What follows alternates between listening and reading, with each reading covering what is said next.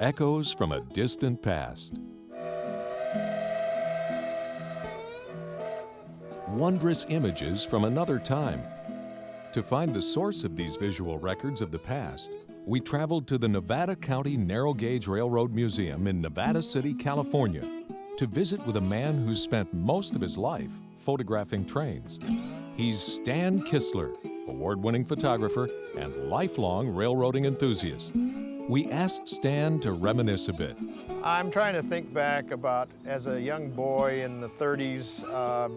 I was interested in, I kind of got hooked on all kinds of transportation. And what I think started me on the railroad end of it was the fact that my father and mother took me down to see the Santa Fe Super Chief on display in San Diego in 1937.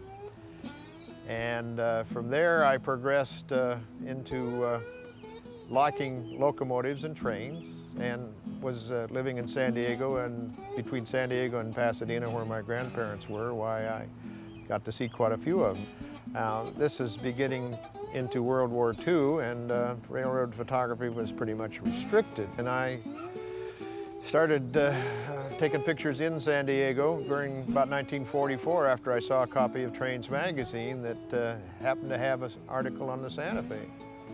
So the upshoot of that was that I started really taking more pictures with the permission of the local Santa Fe police officer, who was also the station master.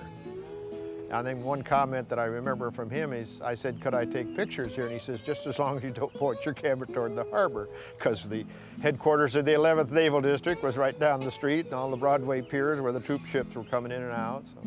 And did the distractions of adolescence derail Stan's interest in trains? Well, the best part of my teen years is when the family moved to Pasadena in 1945. And my grandparents had bought a lot in the east section of Pasadena, put 2 houses on it, and rented one of them to us and one to my aunt and uncle. This house was within 100 yards of the Santa Fe main line. And I, for 2 years, witnessed quite a parade of Santa Fe trains right in my front yard. And also I spent a lot of time at the Santa Fe Depot in Pasadena, because it was a good place to meet other rail fans and to stop and talk to the locomotive crews, because the trains all stopped there. All the passenger trains are 11, 12 passenger trains a day on average in 1946. And the crews were always there, very friendly, wanted to talk to you, and that's how I got to know a lot of locomotive and engineers and firemen. One wonders if there was anyone in particular who encouraged Stan during those teenage years. John Ferris was like a second father to me. He had started an organization called the Railway Club of Southern California. And it was an organization that would make chartered train trips all over Southern California and as far away as Arizona in later years. And I made my first trip with John Ferris in May of 1947 with $20 that I borrowed from my parents. We made a trip up into the San Joaquin Valley, an overnight trip that left Pasadena on a Saturday and got back on a Monday morning in time for me to go back to school. And I took a lot of photographs on that trip with a camera that I had at that time, which was better than the one I had in San Diego.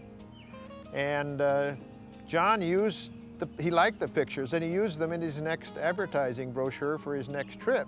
He actually had a big clientele, and it was people that were not just nuts and bolts rail fans. They just liked to get together and take a train.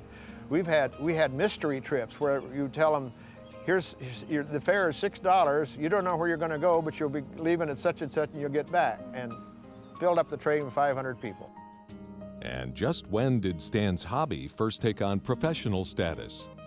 I was trying to think back when that happened, and I recall I had submitted some box camera pictures to Railroad magazine back in the 40s and had them rejected. And as I got better and learning the darkroom aspects of it and how to make good prints, why I think I submitted some things to trains back probably in the early 50s, 49 or 50. And sometime around in there, 48 or 49, was the first time I had been published in Trains. How does a photographer's artistry evolve over time? Well, I started off just mainly interested in locomotive portraits, roster shots as we call them, engine pictures, where you'd get a standing locomotive in good light and get a photograph of it. Then I went into the action type of photography when I got a better camera, and living there in East Pasadena. The trains, they're right across the street from me. I got into the Lucius Beebe style of photography called the WWII shot, with the locomotive looming up boldly in the front and the train just kind of trailing off. Well, that was fine, and it worked well where I was, but after I met Frank Peterson, I got to learn about composition and getting the train in with its surroundings and angles and light and all this kind of stuff. And then I said, well, this is what I really want to do. So as I got a better camera and had more spendable income to go out and take trips like this to places like Cajon Pass and Tehachapi, that's why what I evolved into was more action photography than the locomotive pictures. And so, thanks to a young boy's simple love of photography and trains, a love that has persisted his whole life, we're still able to hear the echoes and experience the wonders that may otherwise have been lost to us. Stan says that it was an exciting period to be trackside and that he considers himself privileged to have witnessed railroad history. Well, that's it for this episode. Please join us next time for more Tracks Ahead.